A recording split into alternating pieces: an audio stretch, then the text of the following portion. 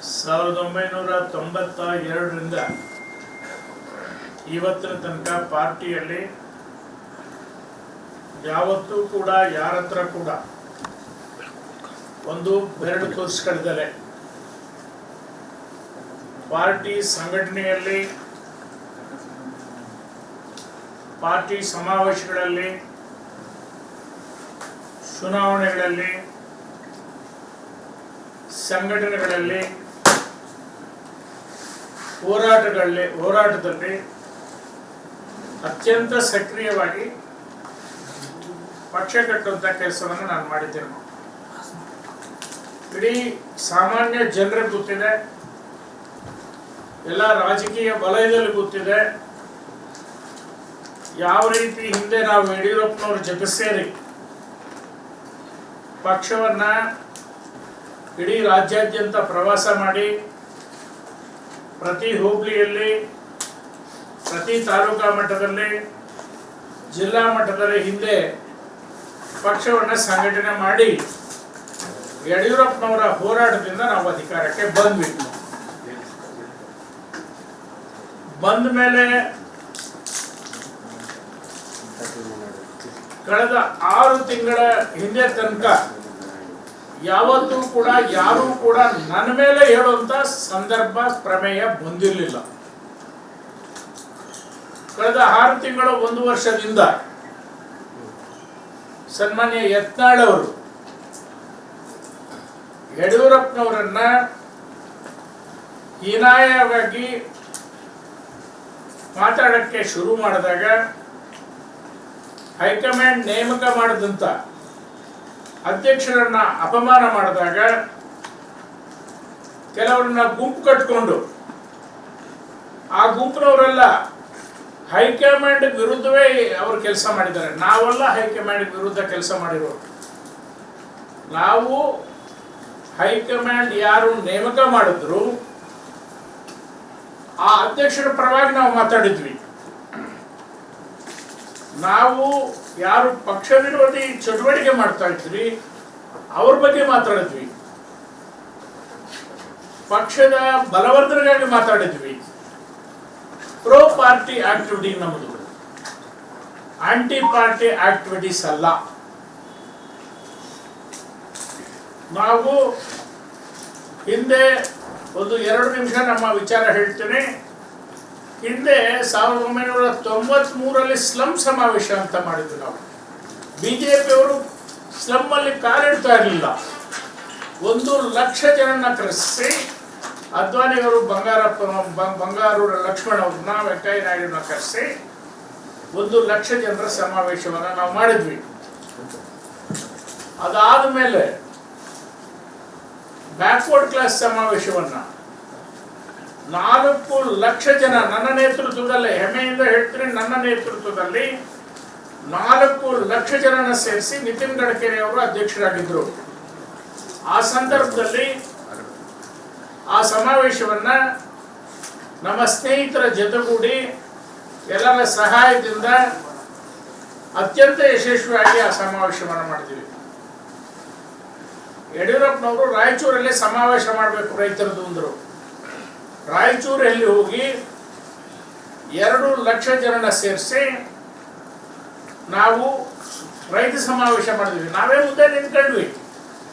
ನಮ್ಮ ಜೀವನದಲ್ಲಿ ಯಡಿಯೂರಪ್ಪನವರು ಏನೇನು ಹೇಳಿದ್ದಾರೆ, ಯಾವ ಹೋರಾಟ ಹೇಳಿದ್ದಾರೆ, ಅವಾಗೆಲ್ಲ ಜನ ಸೇರಿಸಿದ್ದೀವಿ. ಯಾರು ಇದನ್ನ ಅಲ್ಲಗಳೆಯಕ್ಕೂ ಆಗುದಿಲ್ಲ, ಸುಳ್ಳಂತ ಹೇಳಕ್ಕೂ ಆಗುದಿಲ್ಲ. ನಮ್ಮ ಸಂಘಟನೆಯ ವಿಚಾರ ಬಗ್ಗೆ ಯಾರೂ ಕೂಡ ಕರ್ನಾಟಕದಲ್ಲಿ ಇವರು ಕೆಲಸ ಮಾಡಲಿಲ್ಲ, ಇವ್ರು ಹೇಳಿದ್ದು ಸುಳ್ಳು ಅಂತ ಹೇಳಕ್ಕೆ ಸಾಧ್ಯನೇ ಇಲ್ಲ. ಎಲ್ಲವೂ ಕಣ್ಮುಂದೆ ಪಿಕ್ಚರ್ ಇದೆ. ಯಾವ ರೀತಿ ಪಕ್ಷವನ್ನ ಕಟ್ಟಿದ್ವಿ, ಯಾರ ಜೊತೆ ಸೇರಿ ಕಟ್ಟಿದ್ವಿ, ಯಡಿಯೂರಪ್ಪನೇ ಸಾಕ್ಷಿ ಪ್ರತಿಯೊಂದಕ್ಕೆ. ಯಡಿಯೂರಪ್ಪನವರು ಇವತ್ತು ಜೀವಂತ ಇದ್ದಾರೆ. ಯಡಿಯೂರಪ್ಪನವ್ರಿಗೆ 84 ವಯಸ್ಸಾದ್ರೂ ಕೂಡ ಪೂರ್ತಿ ಎಲ್ಲ ನೆನಪಿದೆ, ಅವ್ರಿಗೆ ಗೊತ್ತಿದೆ. ಅನಂತಕುಮಾರ್ ಅವರು ಇಲ್ಲ. ನಾವು ದಕ್ಷಿಣ ಭಾರತದಲ್ಲಿ ಎಲ್ಲಾ ಕ್ಷೇತ್ರದಲ್ಲಿ ಎಲ್ಲೆಲ್ಲಿ ಚುನಾವಣೆ ಉಪಚುನಾವಣೆ ನಡೆದ್ರೆ ಚುನಾವಣೆಗಳು ನಡೆದ್ರೆ ನಮ್ಮನ್ನ ಉಸ್ತುವಾರಿ ಕೊಟ್ರೆ ನಾವು ಅಲ್ಲೂ ಅಲ್ಲ ಹೋಗಿ ಕೆಲಸ ಮಾಡಿದ್ವಿ. ತಮಿಳುನಾಡಲ್ಲಿ ಕಳೆದ ಚುನಾವಣೆಯಲ್ಲಿ ವಾಣಿತಿ ಶ್ರೀನಿವಾಸನ್ ಅಂತ ಕೊಯಂಬತ್ತೂರಿಗೆ ಅಭ್ಯರ್ಥಿ ಆದರೆ ನಮ್ಮನ್ನ 2 ತಿಂಗಳಲ್ಲಿ ಕಳಿಸಿದ್ರೆ ಆ ಸೀಟನ್ನ ಗೆಲ್ಸ್ಕೊಂಡ್ಬಂದ್ವಿ. ಅಲ್ಲಿ ಪೂರ್ತಿ ನಾವು ಕಾಯ ವಾಚ ಮನಸ ಆರ್ಥಿಕವಾಗಿ ಸಹಾಯ ಮಾಡಿ ಆ ವಾಣಿತಿ ಶ್ರೀನಿವಾಸನ ಗೆಲ್ಸ್ಕೊಂಡ್ಬಂದ್ವಿ. ನನಗೆ ಇನ್ಚಾರ್ಜ್ ಮಾಡಿದ್ರು ಯಾವ ಕ್ಷೇತ್ರ? ಕಡೂರು ಕ್ಷೇತ್ರದಲ್ಲಿ ನನಗೊಬ್ಬರೇ ಇನ್ಚಾರ್ಜ್ ಇದ್ದೆ. ಆಮೇಲೆ ರೇಣುಕಾಚಾರ್ಯ ಎಲ್ಲರೂ ಬಂದರು. ಗಣೇಶಪ್ಪನ ದಿವಸ ಮನೆಗೆ ಬರ್ದಲೆ ಅಲ್ಲೇ ಇದ್ಕೊಂಡು ಅವ್ರನ್ನ ಅಲ್ಲಿ ಡಾಕ್ಟರ್ ವಿಶ್ವನಾಥ್ ಅಂತ ಕ್ಯಾಂಡಿಡೇಟು ಅವ್ರನ್ನ ಗೆಲ್ಸ್ಕೊಂಡ್ಬಂದ್ವಿ. ಸಾಗಲಿಯನ್ನ ತಗೊಬಂದು ಅಶೋಕ್ ಅವರು ಇಲ್ಲಿ ಕ್ಯಾಂಡಿಡೇಟ್ ನೀವು ಗೆಲ್ಸ್ಕೊಂಬರ್ಬೇಕು ಅಂದರು. 3-5 ಮೀಟಿಂಗ್ ಮಾಡಿದ್ವಿ. ಅವರನ್ನ ನಾವು ಗೆಲ್ಸ್ಕೊಂಡ್ಬಂದ್ವಿ. ಚಂದ್ರೇಗೌಡರು ಬಂದರು. ಯಡಿಯೂರಪ್ಪನವ್ರು ಹೇಳಿದ್ರು ಕ್ಯಾಂಡಿಡೇಟ್ ನೀವೇ ಹೇಳಿದವರೇ ಆಗ್ತಾರೆ ಅಂತ ಹೇಳಿ. ಚಂದ್ರೇಗೌಡರನ್ನ ನಾವು ಕ್ಯಾಂಡಿಡೇಟ್ ಮಾಡಿದ್ವಿ. ನಾನೇ ಸೆಲೆಕ್ಷನ್ ಮಾಡಿದ್ದ ಕ್ಯಾಂಡಿಡೇಟ್ನ ಚಂದ್ರೇಗೌಡರನ್ನ. ನಿಜ ಹೆಮ್ಮೆಯಿಂದ ಹೇಳ್ತೀನಿ. ಚಂದ್ರೇಗೌಡರು ಕೂಡ ಅಂತ ಹೇಳಿದ್ರೆ ಕೊಟ್ಟರು. ಆವಾಗ ಚಂದ್ರೇಗೌಡರನ್ನ ಪೂರ್ತಿ ಎಲ್ಲ ವ್ಯವಸ್ಥೆಗಳನ್ನ ನೋಡಿಕೊಂಡು ಗೆಲ್ಲಿಸ್ಕೊಂಡ್ಬಂದ್ವಿ. ಅದೇ ರೀತಿ ಸದಾನಂದ ಗೌಡರ ಮೊದಲ ಚುನಾವಣೆಯಲ್ಲಿ ನಾನೇ ಉಸ್ತುವಾರಿ ತೆಗೆದುಕೊಂಡು ಆ ಚುನಾವಣೆಯನ್ನು ಗೆಲ್ಲಿಸಿದ್ದೀವಿ. ಸಂಘಟನೆಯಲ್ಲಿ ನನ್ನ ಕಾಂಟ್ರಿಬ್ಯೂಷನ್ ಬಗ್ಗೆ ಯಾರೇ ಪ್ರಶ್ನೆ ಮಾಡಿದ್ರು ನನ್ನ ಹತ್ರ ಕೆಲಸ ಮಾಡಿದ್ದ ಉದಾಹರಣೆಗಳಿದ್ದಾವೆ. ಕೆಲಸ ಮಾಡಿದಲೇ ಯಾವತ್ತೂ ಯಾವ ಪದವಿನೂ ತಗೊಂಡಿಲ್ಲ, MLAನೂ ಆಗಿಲ್ಲ. ಕಾನ್ಸ್ಟಿಟ್ಯೂನ್ಸಿಯಲ್ಲಿ ಕೂಡ ನಾನು ಕೆಲಸ ಮಾಡಿದ್ದ ಕಾನ್ಸ್ಟಿಟ್ಯೂನ್ಸಿಯಲ್ಲಿ ಮತ್ತೆ ಬಾ ಅಂತ ಕರೀತವ್ರೆ. ನೀನು ಬೇಡ, ನೀನು ಅಯೋಗ್ಯ ಅಂತ ಯಾರು ಹೇಳಿಲ್ಲ. ನೀನು ಜನಪರವಾದಂಥ ಕೆಲಸ ಮಾಡೋ ವ್ಯಕ್ತಿ. ಈಗಲೂ ಕರೀತಾ ಇದ್ದಾರೆ. ಶಿವಾಜಿನಗರ ಬಾ ಅಂತಾರೆ, ಹೆಬ್ಬಾಳನೂ ಬಾ ಅಂತಾರೆ. ಎಲ್ಲ ಕಡೆ ಕರೆಯೋಕ್ಕೆ ಕಾರಣ ಏನು ಅಂತಂದ್ರೆ ನಾವು ಜನರ ಜೊತೆಗೆ ಜನಪರವಾದಂಥ ಕೆಲಸ ಮಾಡಿದಾಗ ಈ ರೀತಿ ಕರೆಯೋದು ಆಗುತ್ತೆ. ಪಾರ್ಟಿ ನಮಗೆ ಅವಕಾಶ ಕೊಟ್ಟಿದೆ. ಏನು ಅವಕಾಶ ಕೊಟ್ಟಿದೆ? MLA ಕೊಟ್ಟಿದೆ. ಶಿವಾಜಿನಗರದಲ್ಲಿ ಗೆಲ್ಲಕ್ಕಾಗಲ್ಲ. ಆದರೂ ಪಾರ್ಟಿ ಕೊಟ್ಟರು, ಬಂಡೆಗೆ ತಲೆ ಹೊಡೆದು ಗೆದ್ಕೊಂಡ್ಬಂದ್ವಿ 2 ಬಾರಿ. ಎಲ್ಲಿ ಮೈನಾರಿಟೀಸ್ 50-50 ಇದ್ರು ಅಲ್ಲಿಗೆ ಎತ್ಕೊಂಡ್ಬಾರ್ದು. BJP ಅರ್ಥ ಮಾಡ್ಕೋಬೇಕು. ತಾವು ಜಂಬ ಕೇಳಲ್ಲ. ಇದು ಕೊಬ್ಬಿನ ಮಾತಲ್ಲ, ಅಹಂಕಾರದ ಮಾತಲ್ಲ. ಇಲ್ಲ, ಇರೋ ರಿಯಾಲಿಟಿ ಅತ್ಯಂತ ವಿನಮ್ರದಿಂದ ವಿನಯದಿಂದ ನಾನು ಹೇಳ್ತಾ ಇದ್ದೆ. ಯಾವುದೇ ವಿಚಾರವನ್ನ ದುರಂಕಾರದಿಂದ ನಾನು ಮಾತಾಡ್ತಾ ಇದ್ದೆ. ಅತ್ಯಂತ ವಿನಯದಿಂದ ನಾನು ಹೇಳಕ್ಕೆ ಇಷ್ಟಪಡ್ತಾ ಇದ್ದೆ. ಮೀಡಿಯಾದವರು ತಮ್ಮ ಹತ್ರ ತಮ್ಗೆ ಅರ್ಥ ಆಗಲಿ ಅಂತ. ಅದೇ ರೀತಿಯಲ್ಲಿ ನಾವು ಯಾವ ಕ್ಷೇತ್ರಕ್ಕೆ ಹೋದ್ರೂ ಕೂಡ ಅಲ್ಲಿ ಕಾರ್ಯಕರ್ತರನ್ನ ಜೋಡಿಸ್ಕೊಂಡು ಕಾರ್ಯಕರ್ತರ ಪರವಾಗಿ ನಾವು ಕೆಲಸ ಮಾಡಿದ್ವಿ. ಒಬ್ಬ ಸಾಮಾನ್ಯ ಕಾರ್ಯಕರ್ತರಾಗಿ ಕೆಲಸ ಮಾಡಿದ್ವಿ. ನಾನು ನ್ಯಾಷನಲ್ ಸ್ಲಮ್ ಮೋರ್ಚಾ ಸಂಚಾಲಕನಾಗಿ ಕೆಲಸ ಮಾಡಿದ್ದೇನೆ. ಅಂದರೆ ಎಷ್ಟು ಹುದ್ದೆಗಳನ್ನ ಪಾರ್ಟಿಯಲ್ಲಿ ಜವಾಬ್ದಾರಿ ತಗೊಂಡು ರಾಜ್ಯ ಕಾರ್ಯದರ್ಶಿಯಾಗಿ, ಸ್ಲಮ್ ಮೋರ್ಚಾ ರಾಜ್ಯ ಅಧ್ಯಕ್ಷರಾಗಿ, ಚೀಫ್ ವಿಪ್ ಆಗಿ ಎಲ್ಲ ಸಂಘಟನೆಯ ಪರವಾಗಿರುವಂಥ ಕೆಲಸಗಳಲ್ಲಿ ಪಕ್ಷ ಯಾವುದೂ ಕೂಡ ಕಾಲಲ್ಲಿ ತೋರಿಸಿದ್ದು ಕೈಯಲ್ಲಿ ಮಾಡಿ ಅತ್ಯಂತ ಯಶಸ್ವಿಗೊಳಿಸ್ಕೊಂಡು ಹೊಂದಿದ್ವಿ. ದೇವರ ಕೃಪೆ ಇತ್ತು, ನಿಮ್ಮೆಲ್ಲರ ಸಹಕಾರವೂ ಇತ್ತು. ಇವತ್ತು ನಾವು ಮಾತಾಡಿದ್ದು ಪಬ್ಲಿಕ್ಕಲ್ಲಿ ಮಾತಾಡಬಾರ್ದು, ಮೀಡಿಯಾಕ್ಕೆ ಹೋಗಬಾರ್ದು, ಒಂದೇ ಮಾತು. ಅದೊಂದೇ ನಾವು ಮಾಡಿದ್ದು. ನಾವು ಯಾವುದಕ್ಕೋಸ್ಕರ ಹೋಗ್ಬೇಕಾಗಿ ಬಂತು ಅಂತಂದ್ರೆ ಪಾರ್ಟಿಯಲ್ಲಿ ಅಧ್ಯಕ್ಷರ ಜೊತೆಗಿರೋರು ಯಾರು ಮಾತಾಡ್ತಾ ಇಲ್ಲ. ಅವರೇ ಮಾಡದೇ ಕರೆಕ್ಟು ಅಂತ ಯತ್ನಾಳ್ ಅವರು ಪಾರ್ಟಿ ಬಿಟ್ಟು ಹೋಗಿ ಬಂದು ಅವ್ರಿಗೇನೋ ಸ್ಥಾನ ಸಿಗಲಿಲ್ಲ ಅಂತ ಸ್ಥಾನಕ್ಕೋಸ್ಕರ ವಿರೋಧ ಮಾಡ್ತಾ ಇದ್ರೆ ಅವ್ರ ಬಗ್ಗೆ ಮಾತಾಡೋಕ್ಕೆ ಯಾರಿಗೂ ಧೈರ್ಯ ಇಲ್ಲ, ಯಾರು ಮಾತಾಡ್ತಾ ಇರಲಿಲ್ಲ. ನಾವಿರೋ ಸತ್ಯನ ಮಾತಾಡಿದ್ವಿ. ಬಹುಶಃ ಹೈಕಮಾಂಡ್ಗೆ ನಾವು ಹೇಳಿದ್ದು ಸರಿ ಇಲ್ಲ, ನೀವು ಮಾತಾಡಬಾರದು ಅಂತ ಅನಿಸಿದ್ರೆ, ಮಿತಿಮೀರಿ ಹೋಗ್ತಾ ಇತ್ತು, ನಾವು ಮಾತಾಡಿದ್ವಿ ಅಂತ ಅನಿಸಿದ್ರೆ, ಇಲ್ಲ ನೀವು ಮಾಡಿದ್ದು ಸರಿ ಇಲ್ಲ ಅಂತಂದ್ರೆ ನಾವು ತಲೆಬಾಗ್ತೀವಿ. ಹೈಕಮಾಂಡ್ ಏನು ಹೇಳುತ್ತೆ, ಹೈಕಮಾಂಡ್ಗಿಂತ ದೊಡ್ಡವರಂತೂ ಅಲ್ಲ, ಇದಂತೂ ಸ್ಪಷ್ಟವಾಗಿದ್ದೀವಿ. ಹೈಕಮಾಂಡ್ ಹೇಳಿದ್ದೇ ನಾವು ಮಾಡೋದು, ಪಾರ್ಟಿ ಹೇಳಿದ್ದೆ ಅದೇ ಸರ್ವೋಚ್ಚ. ನಮಗೆ ಪಾರ್ಟಿನೇ ನಮಗೆ ತಂದೆ ತಾಯಿ ಸಮಾನ. ನಾವು ಪಾರ್ಟಿನ ಬಿಟ್ಟು ಬೇರೆ ಯಾವುದು ಮೂರನೇ ಮಾತು ಮಾತಾಡಲ್ಲ, ಎರಡನೇ ಮಾತು ಮಾತಾಡಲ್ಲ. ಈಗ ನೋಟಿಸ್ ಕೊಟ್ಟಿದ್ದಾರೆ, ಒಳ್ಳೇದು. ನಾವು ಪರ್ಸನಲ್ ಆಗಿ ನಮಗೆ ಅಪಾಯಿಂಟ್ಮೆಂಟು ತಗೊಂತೇವೆ, ಅಮಿತ್ ಶಾ ಹತ್ರ ರಿಕ್ವೆಸ್ಟ್ ಮಾಡ್ಕೊಂತೇವೆ. ನಾವು ರೇಣುಕಾಚಾರ್ಯ ಇನ್ನೊಂದು 4-5 ಜನ ನಾವು ಹೋಗ್ತೀವಿ, ರಿಕ್ವೆಸ್ಟ್ ಮಾಡ್ಕೊಂತೀವಿ. ಅವ್ರು ಮಾಡಿದ್ದು ಒಳ್ಳೇದಾಯ್ತು.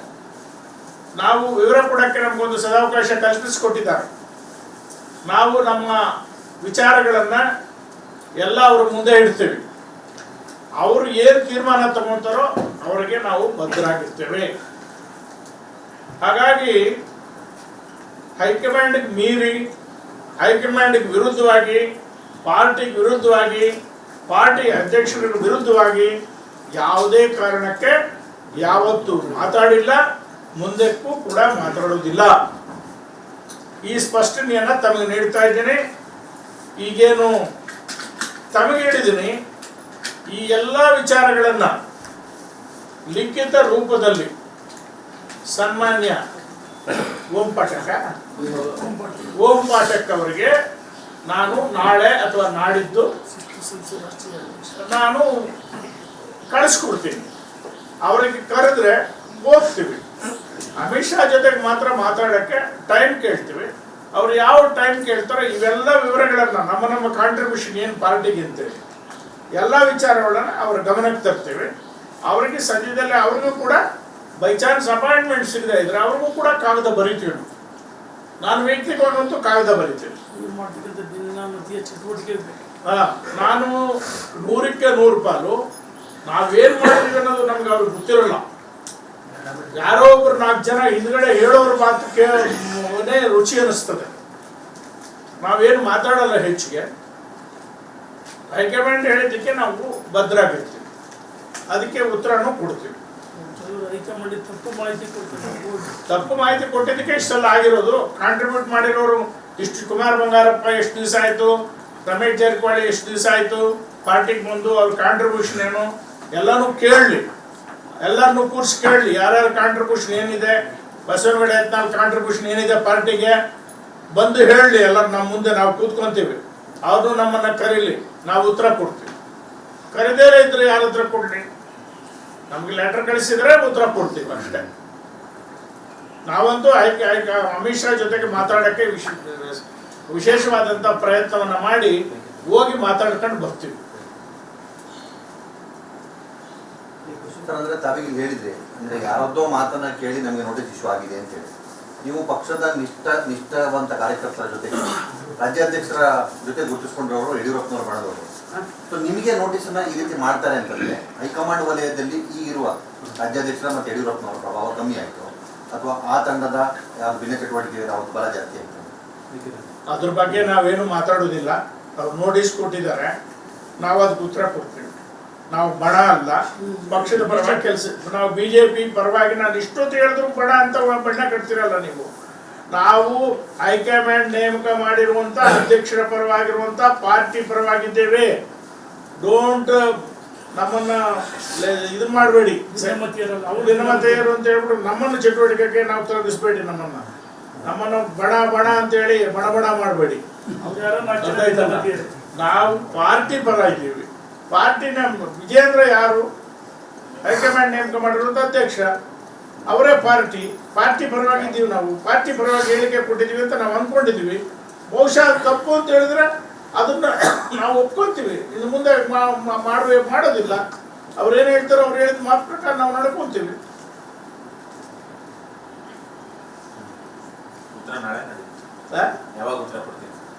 ನಾಳೆ ತಪ್ಪಿದ್ರೆ ನಾಡಿದ್ದು ಅವ್ರು ಹೇಳಿ ಟೈಮ್ ಒಳಗಡೆ ಕಳಿಸ್ತೀವಿ. ನಮ್ಗೇನು ಟೈಮ್ ಏನು ಬೇಕಾಗಿದೆ? ಇಷ್ಟು ಹೇಳಿದ್ದೀನಿ.